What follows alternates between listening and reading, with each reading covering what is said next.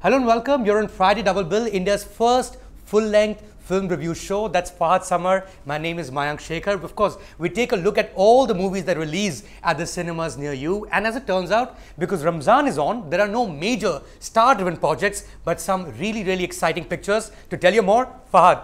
Well, it's such an exciting time at the movies in terms of eclectic world cinema. We're going to kick off first with the Pixar animated film Inside Out, followed by the horror film Insidious 3. We'll also analyze the Marathi film Killa that's making waves all over the world, and a Bengali film Bela Seshe in the autumn of life. Pixar's animated film Inside Out is the story of an 11-year-old girl named Riley who is uprooted from her Midwest life when her father starts a new job in San Francisco. Like all humans, Riley is guided by her emotions: joy, fear, anger, disgust, and sadness. The emotions live in headquarters, the control center inside Riley's mind, where they help advise her through everyday life. As Riley struggles to adjust, turmoil ensues and the emotions conflict on how best to cope with the changes in her life. Well, this is a film review show, but there are certain films that come from a certain stable, Fahad, and the viewers would know far better. They become critic-proof because of critics themselves. I think a Pixar movie is one such. Whether right down from Toy Story, you've seen WALL-E, and I think the level of animation, the level of storytelling is exemplary, and this picture is no different. In fact, a lot better than what Pixar has done in the recent past. And the other thing I felt, Fahad, and you have to let me know exactly what you felt about going inside somebody's brain. The only time that I felt the camera has ever gone inside someone's brain was that movie being John Malkovich, right? But this one is going inside a brain and showing you such beautiful things as in a command center. I thought it was such an original idea. Oh my God, I mean, we're talking about Pixar just getting better and better with age. They are owned by Disney, but there's none of that Disney princess nonsense at all. This is highly intelligent cinema, such sophistication and such panache with which it is executed. I mean, this director, Pete Docter, is just such a genius.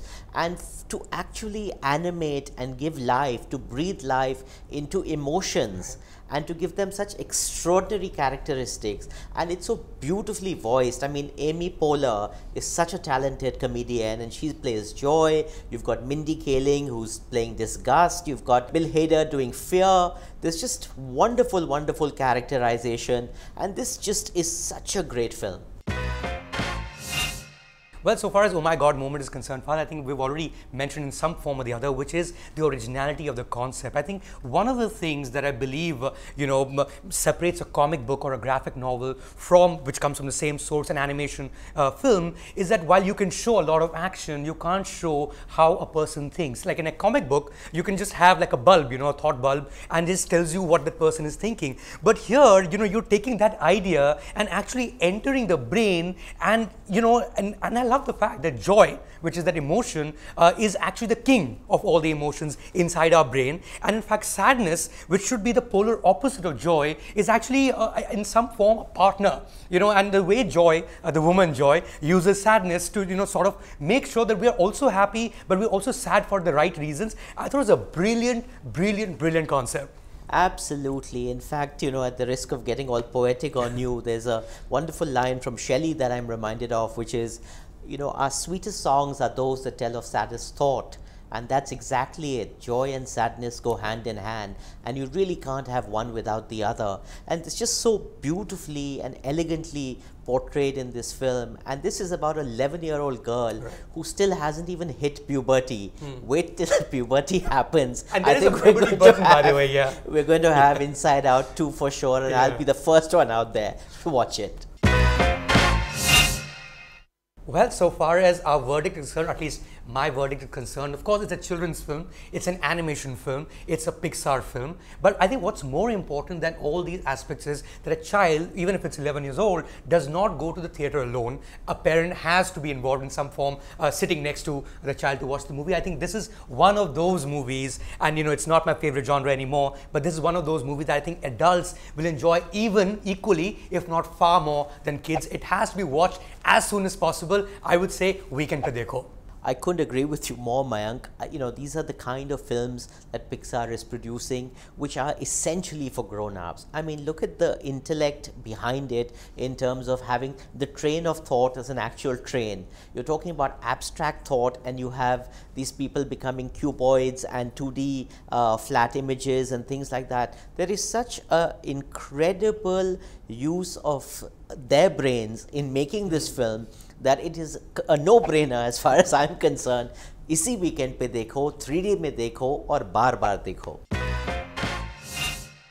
Insidious 3 is the new chapter in the terrifying horror series written and directed by franchise co-creator Lee Whannell. This chilling prequel, set before the haunting of the Lambert family, reveals how gifted psychic Elise Rainier reluctantly agrees to use her ability to contact the dead in order to help a teenage girl who has been targeted by a dangerous supernatural entity. Yeah, boss, the thing is, I watched the third part. Then while I was watching the third part, I realized that I've actually seen the second part. That I've also seen the first part, but I don't have no memory of both those films. I guess it's such a generic, series by itself. And I had no memory of the first two to be able to connect the third one. Then I realized I have no memory of the third part either anymore. Because it's just such an unmemorable picture. Because I think every single trope, every single cliche that you can think of, so far as a horror movie is concerned, is there in it. No problems with that, because that's how genre pictures are. But that whole jolt, and something happening, and you know exactly when that jolt is going to happen. I mean, yeah, I get the point, but beyond a point, it's very hard to take it. What do you think, Fahad? Oh man, I couldn't agree with you more. I mean, imagine you've got, spooks on the cupboard, you've got this all the nonsense that we have been exposed to over the years. And as you said, you have the first part, you have the sequel. This, as a third part, is the prequel. Yeah. So that is about as innovative and original as it gets. Yes, it's got a lot of scares in there, but been there, done that. There's a sense of deja vu. The spirit is weak and it is wanting. Well, I think my OMG moment from this film, Fahad, would have to be how at some point or the other, it just degenerates into a family drama, And of course, it's a prequel, and you're supposed to know that actually the mother is coming back. I'm revealing nothing about this picture. Do not worry about it. There's absolutely no spoiler here. And as it turns out that there is a mom, but there is no mom and there is no reaction. And yeah, you know what? At some point, I was just thinking, oh my God, for the whole film itself.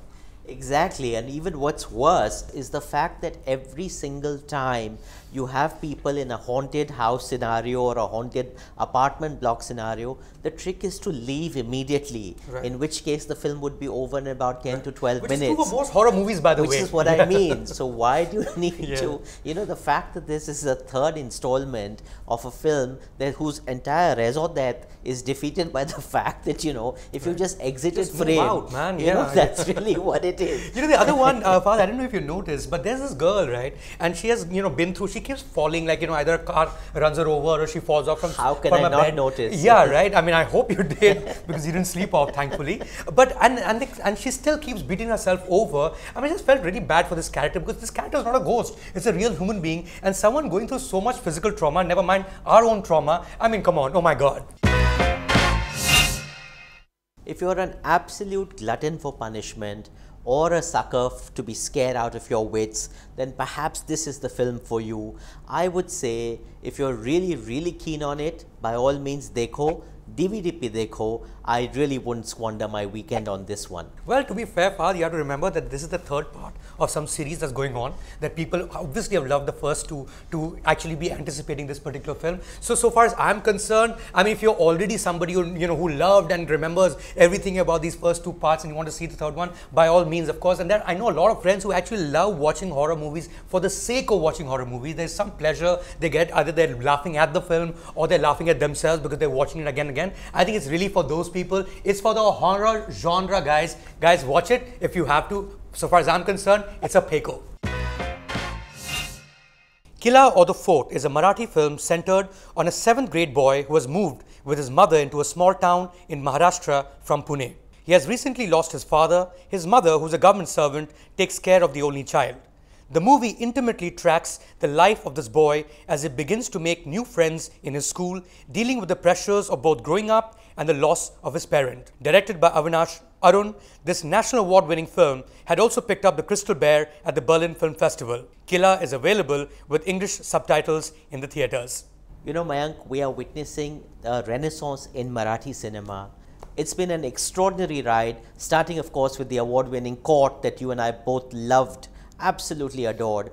This film, I mean, just that whole sort of rites of passage of a little boy, about the geographical dislocation of a person, about friendship, about betrayal, about trust, about just being a kid, and that beautiful lyrical setting of Maharashtra, the Konkan region, is so stunning. I mean, they have used Ganpati Phule, they've used some of the forts, and it's just an extraordinary, the Killa itself. I mean, where, you know, these little kids are playing out their lives. The sheer innocence of growing up in that milieu is just utterly charming. Well, the viewers will know, if they've already seen the first half of this show, that we watched a Pixar film, Inside Out. Am I getting it right? Absolutely. Right. And here's another film, which is a Marathi film, which is, you know, semi-urban Maharashtra or semi-rural Maharashtra, the way It's called Rural-urban. Urban, apparently, Maharashtra. And it's about a child. You know, the Pixar picture was about a child. It's about the pains of growing up. That one was about the pains of growing up. That one was an animation film. This is a hardcore art house cinema in its own right. I mean, we shouldn't use the word art house, actually. It's as mainstream as it gets. But here's what's so special, Fahad. I mean, it doesn't matter where you grew up as a child.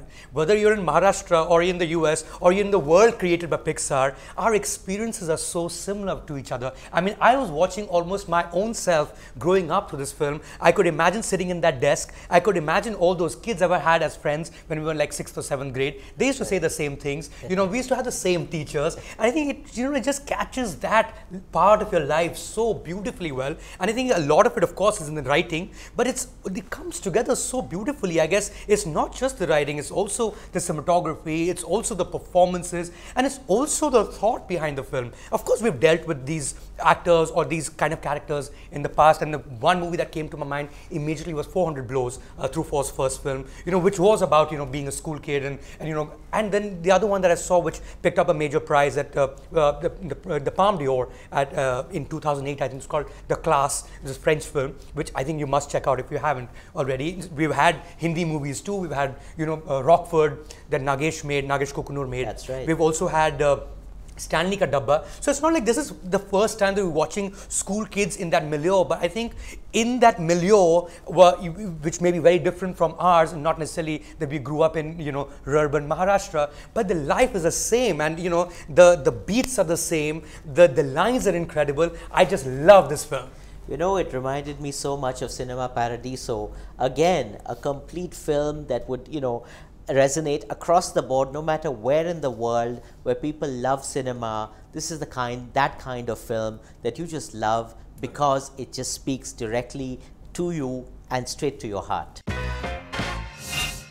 Well, I think so far as the oh my god moment is concerned, so far as the verdict is concerned, my oh my god moment is the verdict, which is watch these kids, guys. I think kids somehow or the other tend to be the best performers on screen. There's something natural they bring to the table, which is the case with Killa and so many other films we've watched in the past. But this is not just a Marathi movie that you must watch with English subtitles. I think this is world cinema, and by which I mean world standard cinema. It has already picked up a few prizes in the past, globally also. I think it deserves your attention. It certainly is a bar dekho from my side. You know, Mayank, this is the debut film of Avinash Arun. He's 29 years old. He shot the film himself. He's obviously co-written the film, directed the film. I mean, what extraordinary command of cinematic language. This beautiful, you know, seascapes, the monsoon, the landscapes, the interior landscapes. I mean, this is the work of an accomplished director. It's very hard to believe that this is a first film. So there you have it. It's already a classic as far as I'm concerned. Please, zarur dekhiye aur jaldi dekhiye. Bela Seshe, directed by Nandita Roy and Shibu Prasad Mukherjee, is a Bengali film starring one of India's finest actors, Soumitra Chatterjee, who's of course 80 years old now. He stars in this film alongside the stellar talent Swati Lekha Sengupta, who plays his wife. The film about this aged couple is set during the Durga Puja celebrations in Calcutta. The grand old patriarch calls his 4 children and their spouses over to his home in order to make a major announcement. It is assumed that he is going to announce his will. As it turns out, the old man announces that he has decided to divorce his wife after 50 years of marriage. What follows this decision, besides a visit to a courtroom, is a drama filled with emotions and humor. The film closely examines the idea of marriage and commitment in a strongly Indian context. It has been released in mainstream theatres with the English title In the Autumn of Life. You know, Mayank, from your synopsis, it seems to me it's not so much in the autumn of life as the winter of discontent. I mean, for an 80-year-old man to decide at this... They call it silver separation, apparently. Yeah. It's more like a golden jubilee and you're out of there. But tell me, I missed this film and I'm really keen to, as I'm sure so are our viewers. So please, elucidate. Well, in terms of the genre, I think it's at the cusp of what is mainstream, considered mainstream and art house. There are art house elements in terms of writing. I think this is one of the rare films, the script and the performance is so much superior to the movie itself. But, you know, the mainstream aspect is like, you know, slightly tacky, art design, I didn't like the background score too much, and some of the actors are hammy. Of course, not the main lead, who are like absolutely stunning in terms of their performance. But I think what I loved about this film, Fahad, and one of the reasons why I'm so happy, so glad I watched it. And of course, I would like the viewers to watch it as well. Please watch it this weekend. I don't even need to tell you any further than this. That is directed by a male filmmaker and a female filmmaker at the same time, and it really brings out 2 separate perspectives on relationships. So there are moments that I could hear from the back of my seat, the women audience in my theater going, oh, and I was doing nothing to me. And there were moments where I almost cried. And I'm telling you, there are certain moments in this film because you relate to it, because at some level or the other, we've either known our grandparents to be like this, or we've had, our parents, have lived lives like these, and it just, enters that zone in a way that very few films do. Well, there you have it. Watch it and weep. Well, that's Friday Double Bill for you guys. Tell us what you think of the show. Tell us what you thought of the movies. And yes, subscribe to our channel.